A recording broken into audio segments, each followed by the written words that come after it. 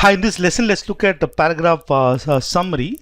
So if you look at the composition of CAT as it was from 2015 till 2018, there is reading comprehension, which is 24 questions. This 24 questions is from 5 passages. And then you have verbal ability, which is 10 questions. These questions, there is a paragraph jumbles, which 4 questions. Then you have odd sentence in a paragraph, that's 3 questions. And then you have paragraph summary, that is 3 questions. So in this case, this paragraph summary is 3 questions. This is worth 9 marks in the CAT. And in this lesson, let's look at how to deal with paragraph summary questions. So what you see in a paragraph summary question, obviously you'll see a paragraph, and there are going to be 4 suggested summaries, or which one either captures the main idea or captures the essence of the particular paragraph. Now your strategy, the strategy that you will have to adopt in terms of handling this question would be one, that of elimination. You don't look at selecting options, you look at eliminating options. While elimination, you look at flaws by which things that are not mentioned in the passage or things that contradicts the passage. Look at flaws in the options and look for eliminating option, and never look for selecting the option. If you have the attitude of elimination, you will get this answer choice correct. So the first thing is not to look at whether something is a main idea or essence. That's not what you have to do. Look at whether something is right or wrong based on whatever is in the passage. Let's take one example. Now when I'm showing this example, you can pause the video, solve the questions yourself, and then look at the answer. So you can, anytime when you see a question on the screen, you can pause the question and then solve it, and then look at the answers. Let's look at this paragraph summary question number 1. Let's read what is given here. It says, of all the major illness, mental or physical, depression has been one of the toughest to subdue. So the first discussion is about depression, and it's saying that it is one of the toughest to subdue. Despite the ubiquity means if it's present everywhere. Despite the ubiquity of antidepressant drugs, there are now 26 to choose from. Only a third of the patients with major depression will experience a full remission after the first round of treatment, and successive treatments with the given drugs will give relief, will give some relief to just 20 to 25% more.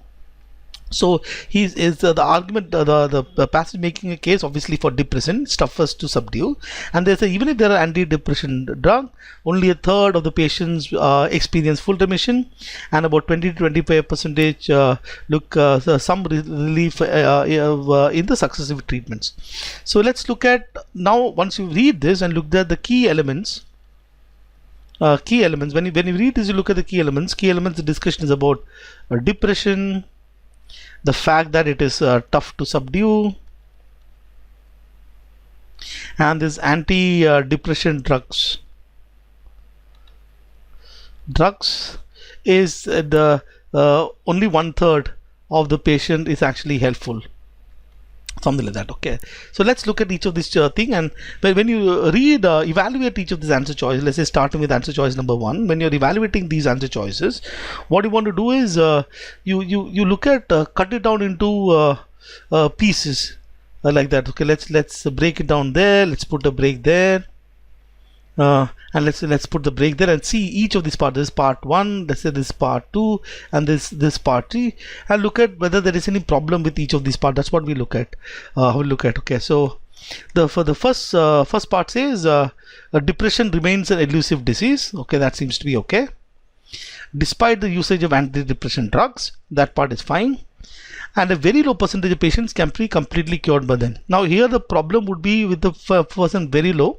So can I kind of say, so that let me put another color, let's put that in blue. Very low percentage, can I say that 1/3, is it very low or is it low? So this word very is an apt word here. So we'll hold this one for the time being. Okay, hold this one for the time being and look at the second one. Depression is an elusive disease. That's part defined.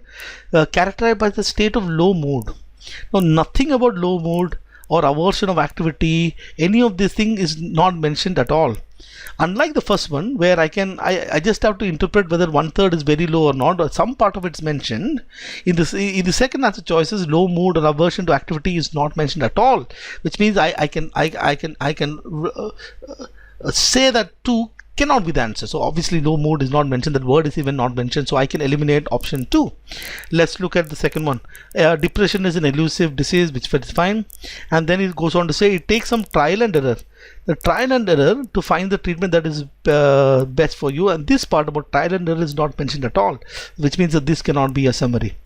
And let's look at the fourth one. There is no one proven way that helps people recover from depression. However, there are a range of effective treatments and health professionals. Where is all this mentions about health professionals?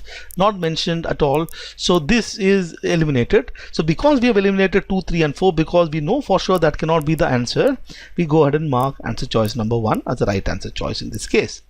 Now, which means even if there is a small issue with this answer choice by saying the very low percentage, the others are really bad. So this is why I'm saying that one of the things that you must do with respect to paragraph summary is to look to eliminate. Evaluate pieces of the answer choices and see whether it is right or wrong. Let's look at the next question. You can pause the video and then answer the question. Okay. And then see whether your answer is right or wrong. Okay, let's start with reading this. One of the most distinctive feature of Indian Constitution. So we are talking about Indian Constitution, and there is a particular feature that it has. The most distinctive feature is the inclusion of social justice provisions. So social justice provision, which the United States Constitution does not mention. So you already have United States does not explicitly contain. So the discussion about social justice, that is a part of the Indian Constitution, it does not expressly contain is what is mentioned. Okay. Then it says part 4 of the Indian Constitution enumerates certain directive principles of state policy, reflecting a concept from the Constitution of Ireland. These principles, though not judicially enforceable, are nevertheless fundamental in the governance of the country. Specifically, the principles articulate the socio-economic responsibility of state towards the citizens by securing for all citizens just and humane conditions of work and maternity leave, compulsory education for all children up to the age of 14, free legal services to all indigent persons, and the establishment of sound international relationship. Basically, that's a good word. Basically, these provisions uphold the spirit of Indian Constitution as a social document that embodies the 20th century socio-economic goals. So there are quite a few details that is mentioned there. Here, there's a lot of details that is mentioned to eventually say that Indian Constitution has got the social justice provision, which uphold the spirit of Indian Constitution as a social document that embodies 20th century socio-economic goals. Okay, so we looked at some key elements. The key element is social justice, the fact that it is there in Indian Constitution. Okay, let's look at the first answer choice. The Indian Constitution, despite its fundamental difference, so there is a problem here. Fundamental differences, broad differences. That's a broad statement. Here, all that is mentioned is about one particular case, which is about social justice. This seems to be something that is broad. And then it says that it gives utmost importance to the cause of social justice. So the second part, which says it gives importance to social justice, one other word that you have to look at is utmost. That is like too much of a word. But anyways, the bigger problem is the fact that it says that it has got fundamental differences from that of the United States Constitution, despite its fundamental. So that is like kind of putting Indian Constitution in slightly negative light. यार despite यार United constitution state से बहुत अलग है, लेकिन यार हमने constitution में कुछ अच्छा चीज़ भी है. So that's not the attitude that the author wants to give. So it doesn't look like a good answer choice because there is something that is a broad element that is discussed in answer choice number 1. The inclusion of social justice provision in Indian Constitution, which is fine. Uphold the socio-economic spirit of the document. Unlike the US Constitution, this part. Now this is a modifier problem. So it seems to suggest the US Constitution does not uphold socio-economic spirit. Is it mentioned anywhere? Yeah, US Constitution may it does not expressly contain social justice provisions, but the passage never says that US Constitution does not uphold the social economic spirit.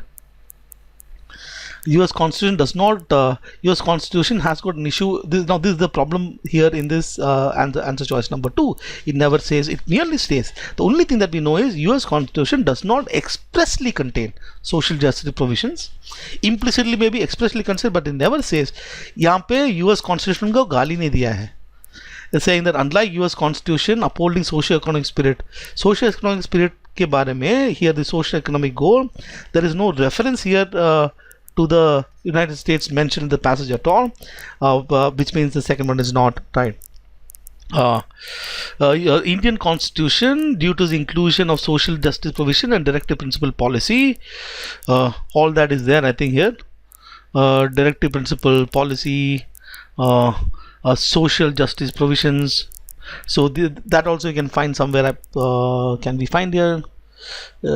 Here social justice provisions, these two are there. Becomes a social document that symbolizes the 20th century social economic goal, that embodies another word is symbolizes the 20th century social economic goal. So this seems to be a good one, so let's hold this here. And the next one, Indian Constitution derives uniqueness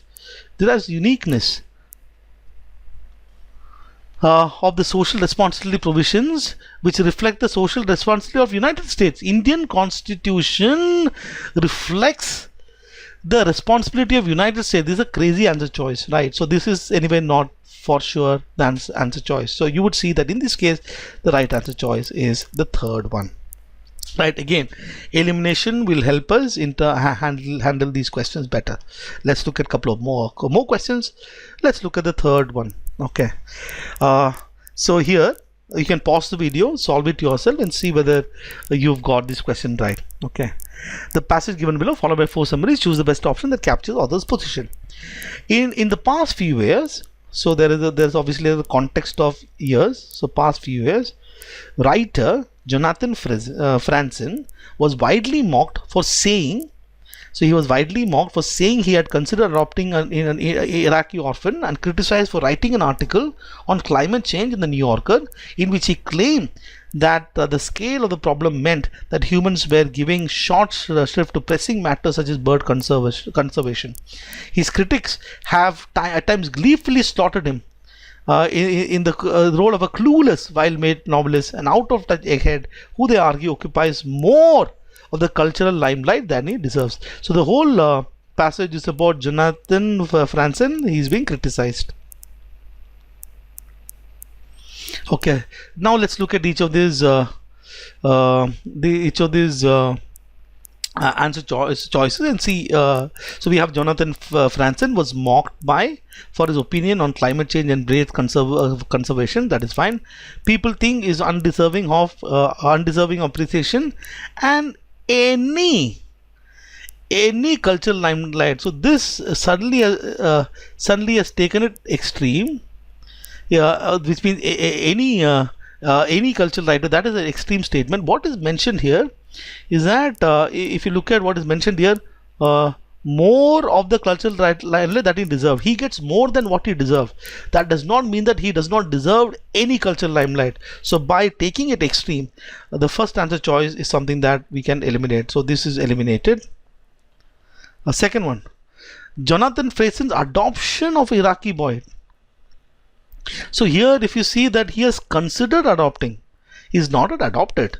So now to say that he actually adopted, here if you say that he actually adopted a Iraqi boy, that is against what is mentioned in the passage. This can be eliminated.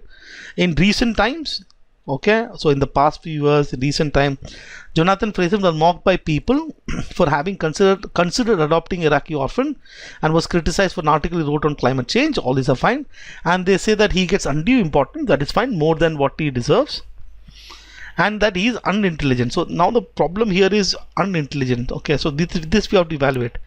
He is said that he is a clueless person. If you say, can I say clueless, unintelligent? I'm not too sure, but let's hold this for time being. At least we have some sort of way out to figure out. Maybe it is true, maybe it is not, but let's just hold it there. Let's look at the last one. In recent times, that is perfect. Jonathan Fraser came under a lot of cultural limelight. Did he come under a lot of cultural limelight? That's a bad statement. He came under a lot of criticism. He did not come under a lot of cultural limelight. The cultural limelight discussion is mentioned here by saying that he occupies more cultural limelight than he deserves. That does not mean that he came under cultural limelight, which people thought he did not deserve at all. At all. Again, an extreme. The red flag, that is an extreme word. Okay, so that eliminates option choice number 4, and in this case, right answer choice is option number 3. Fair enough. Let's look at one more. Okay, so that's a long one. The faces of free economics. The faces. Stephen D. Levitt, an award-winning professor of economics and University of Chicago, at the University of Chicago, and Stephen J. Dubner, a widely published New York-based journalist. On heels of free economics, the pop economics or pop statistic genre has attracted surge in interest. So because of free economics, there are two things. One, he says the pop economics and pop static genre, that genre has a surge of interest, with more authors adopting an anecdotal and narrative style. As the authors of statistic theme book for general audience, we can attest. So whoever is writing this paragraph, this author, as author, this is we. So these guys are the authors of statistic theme book. We can attest that Levitt's Dubner's success is not easily attained. And as teachers of statistics, we recognize the challenge of creating interest in subject without resorting to cliched examples such as baseball averages, movie grosses, and political polls. The other side of this challenge, though, is presenting ideas in interesting ways without oversimplifying them. So he's saying that as authors of statistics, the kind of success that the free economics authors got is very difficult to achieve. Then it says that we and others have noted a discouraging tendency in free economics body of work of presenting speculative or even erroneous claim with the air of certainty.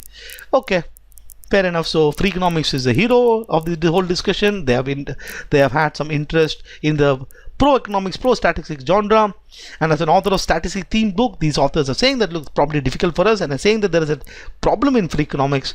That problem is that they have claimed a speculative or erroneous claim with a lot of certainty.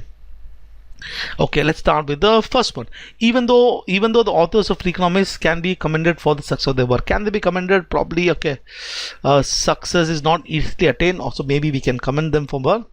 There is a discouraging tendency. There is a discouraging tendency in the work. There's a discouraging tendency in the work, wherein hypothetical erroneous claims are presented as accurate. So this word hypothetical. Okay, speculative. Can I say speculative as hypothetical? Is it hypothetical? That is one question. So one question that I have is, can I say speculative as hypothetical? We don't know. Erroneous claim are presented as accurate. That is okay. Air of certainty. So air of certainty, that is accurate. The only problem probably is hypothetical. We don't know for sure. This is not a red problem. This is more like a problem which says that speculative is speculative, hypothetical. Maybe it's a synonym, maybe not. But let's look at the other answer choice. So we'll hold that in place. We'll not eliminate it because there is a possible connection between hypothetical and speculative. Possible. Although free economics generate interest in the field of statistics. Free economics generate interest in the field of statistics. Please do understand what is mentioned. Generate interest of pop economics or pop statistics. So therefore, to say that free economics developed interest in the field of statistics, okay, that will be incorrect. And also has encouraged authors of statistically themed book to present speculative ideas. The authors of statistically themed book did not present speculative idea. Free economics presented speculative ideas. That's also another problem. Okay. Second one, even though the authors of free economics are award-winning professors of economics. Okay, there is a problem here. Authors are award-winning professor of economics. Please understand, only this guy, Stephen, is an award-winning professor of economics. Other guy, Dubner, he is actually a journalist. So only one person is a professor of economics, other person is a journalist. So if I say the authors are professors of economics, that will be incorrect, because only one of them is a professor of economics, other one is a journalist, third one is not the answer. As the authors of statistics themed book, we believe that free economics, a very popular statistics series. Where it's mentioned that free economics is a popular statistics series. Please to understand, this guy who wrote it, he is a statistics guy. He is commenting on those two authors who written a book on free economics. Nowhere it says that free economics is a very popular statistics series. This is complete twisted way of mentioning free economics. Actually is not, nowhere is mentioned statistics.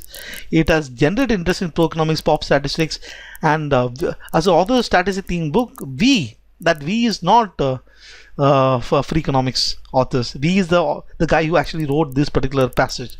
That makes answer choice number 4 incorrect. So answer choice number 4 incorrect, and in this case you would know that answer choice 1 is right. So the idea is that in paragraph summary questions, what you have to do is you look for options which are flawed, evaluate options part by part, piece by piece, and then eliminate the answer choice, and then your accuracy will be very high. Thank you.